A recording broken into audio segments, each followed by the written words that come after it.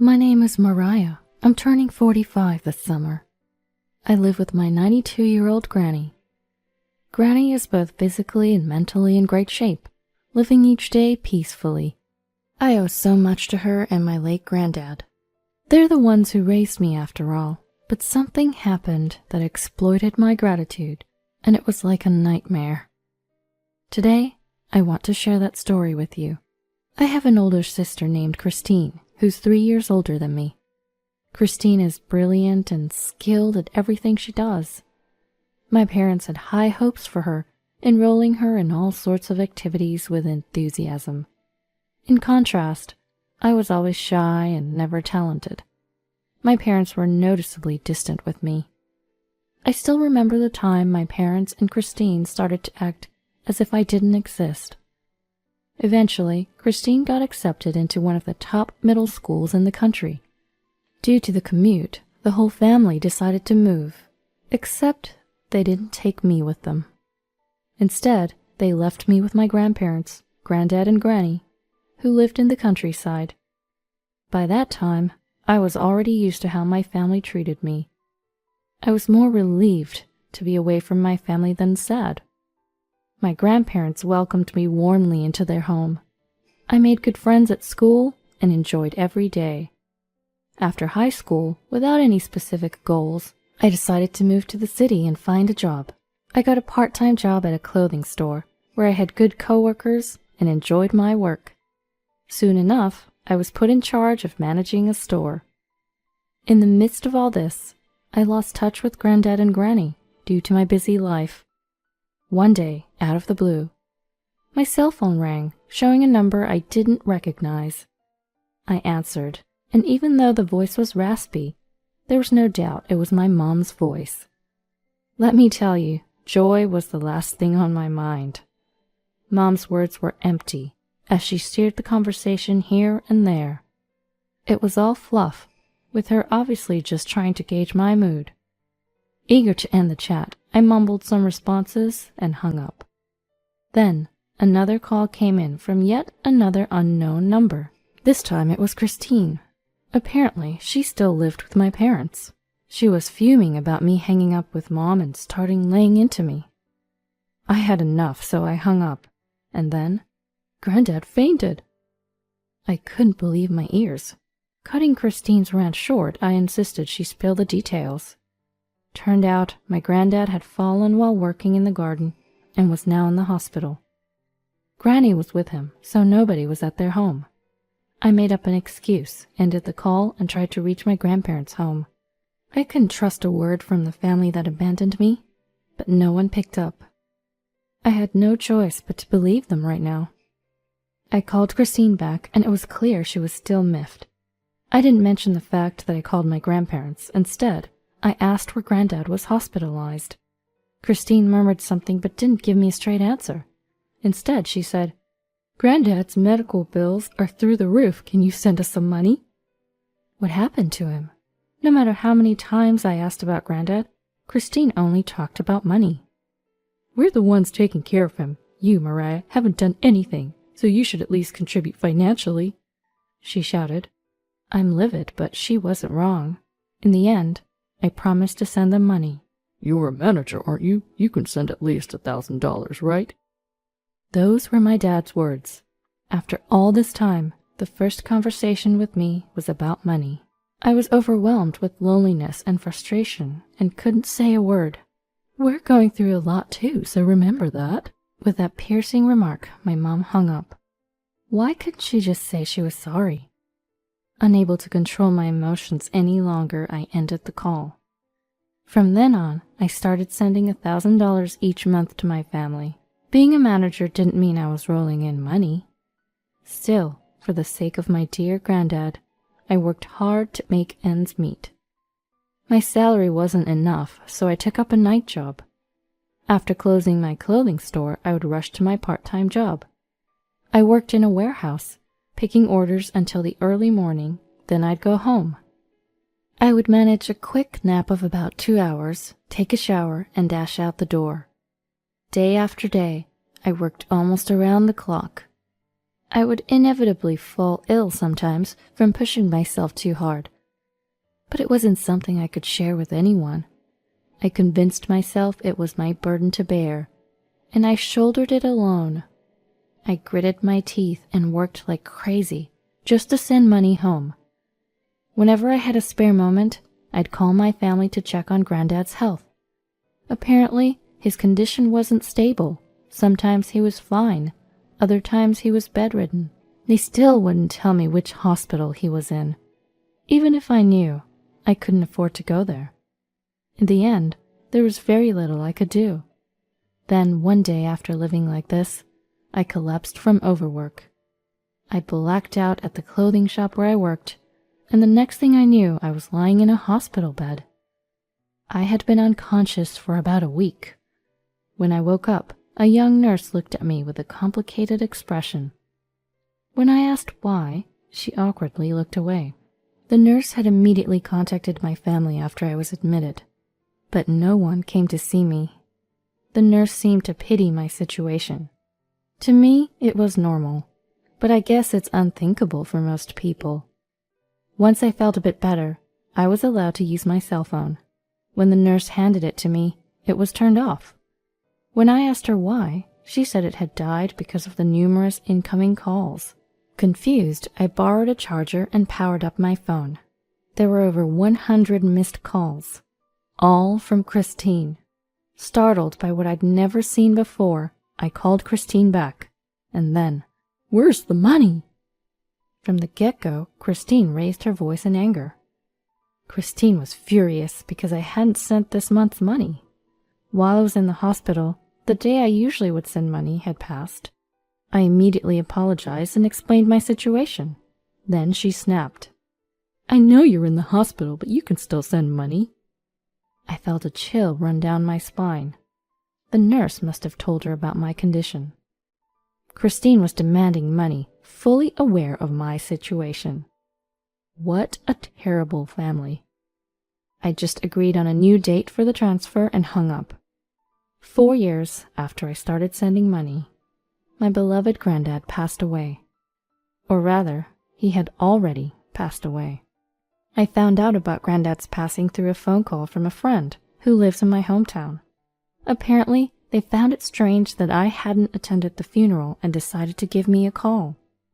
Yes, I had been kept completely in the dark about Granddad's condition. I learned about it a month after the funeral had already taken place. During that time, I was still sending money. Struggling to come to terms with my feelings, I called Christine. "I've been busy with my wedding, so I couldn't get in touch." Really? That's her excuse? I wanted to lash out at Christine right then and there, but I felt all the strength drain from my body, and I collapsed onto the floor. Half of me was devastated by Christine's attitude. The other half felt relieved that the money transfer was over. I no longer wanted to talk to Christine and was about to hang up the phone. That's when she casually said, "By the way, Grandma fainted." At this point, my anger exploded. "Stop lying!" Before I knew it, I was shouting. Then Christine retorted, "If you say it's a lie, go ahead and stop sending money. What do you think will happen to Grandma if you stop sending money?" It was almost like blackmail, but if Granny really had collapsed, what could I say? "Tell me which hospital she's in." "All visits are suspended. No one can see her right now," she responded. I couldn't trust Christine's words, but I also had no definitive proof that she was lying. "You, a high school dropout, should just keep sending money and keep quiet." Laughing, Christine ended the call. From then on, no one in the family would pick up my calls. But on the scheduled remittance day, Christine always called to say, "Send the money quickly." Before I realized it, 20 years had passed since I started sending money. I am now over 40, completely missing my marriageable years. For 2 decades, my life had been nothing but earning money. I've collapsed multiple times, forced myself back up, and sprinted through days in a daze.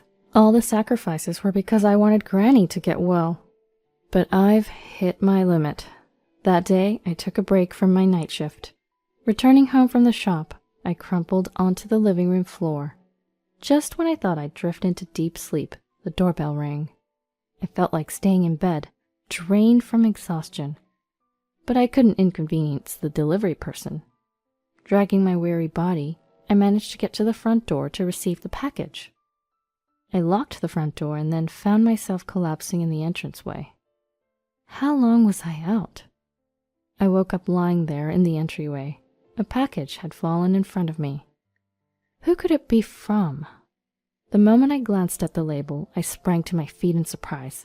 There it was, Granny's name, but she was supposed to be in the hospital. Upon closer inspection, the package was shipped from Switzerland, and right beside Granny's name was a phone number.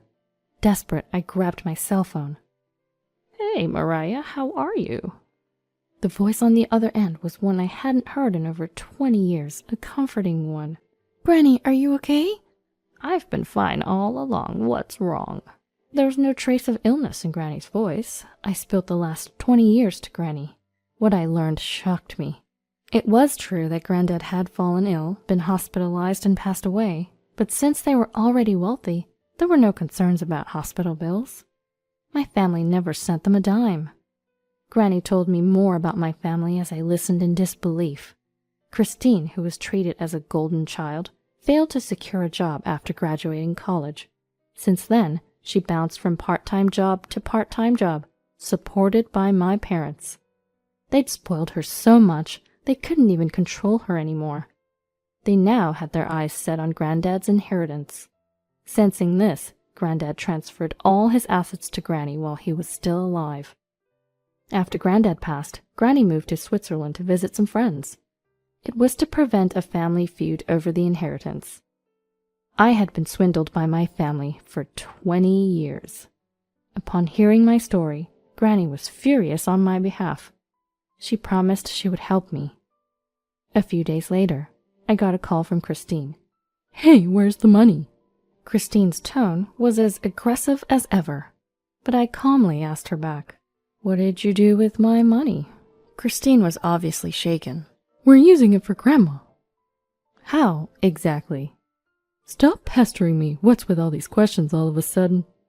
Sensing something, Christine handed the phone to Dad. "Mariah, you shouldn't upset Christine."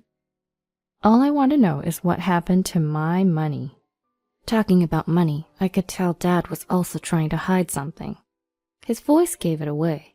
"Don't worry about it. Acting all high and mighty with your $1,000, you high school grad." "So, should I stop sending you money?" As I said that, Dad suddenly started to panic. You could tell just by his reaction. Christine quickly took the phone back. "Stop sending us money? Are you kidding?" "I'm not kidding." "You don't care what happens to Grandma?" "Yeah." My response must have shocked her, because Christine's voice was trembling. Go ahead, stop sending money if you dare." "All right, will do." I cut her off and hung up. Christine continued to call me, but I never picked up. Half a year passed with this back and forth. It was a calm day. When I opened the window, a slightly chilly breeze came in. It felt like the beginning of fall. I stopped answering my family's calls, so now they're trying to reach out to me through social media and text messages. They seem desperate to get in touch. The messages were the same from everyone, so I reluctantly called. "Hey, what have you been doing all this time?" Christine was shouting, just as I had expected. "It's hard to take care of Grandma without your financial support." "Whoa, that sounds tough." "What's with that attitude?" When I sarcastically responded, Christine exploded even more. "We had to take a $30,000 loan because of you." "That's unfortunate." "You're the guarantor, so make sure you pay." Christine seemed a bit more relaxed, but her threats didn't work on me anymore. "That's fraud, isn't it?" "No one knows who signed it." "I'm not even in America now, you know." "Well, what?" Christine lost it on the other side of the phone. "If you don't provide the money, that's going to affect Grandma." "Affect who?" Granny, who had been listening to the conversation on speaker, joined in. You could hear the silence on the other end. "You three have done something awful to Mariah, haven't you?" No, it's not like that." Christine defensively responded, her voice strained. In the background, my parents were screaming. "You'll be paying back that $30,000. Granny said, and then hung up the phone. The day after reconnecting with Granny for the first time in 20 years, I was busy preparing to move to Switzerland, breaking off ties with my family and living just with Granny. That was Granny's idea. Retirement paperwork went smoother than expected, and within 2 months, I was on my way to Switzerland. Sometime later, I heard from my relatives. Apparently, my parents reached out asking to borrow money. Turns out, Christine had squandered all the money I'd been sending. But that wasn't all. In addition to the $30,000, Christine had racked up more debts without telling our parents. Now they're struggling to pay it back, and the situation seems pretty bleak. However, that's no longer any of my business. Despite the very challenging years, now I live with my beloved Granny. I'm incredibly happy now, and we spend our days filled with laughter.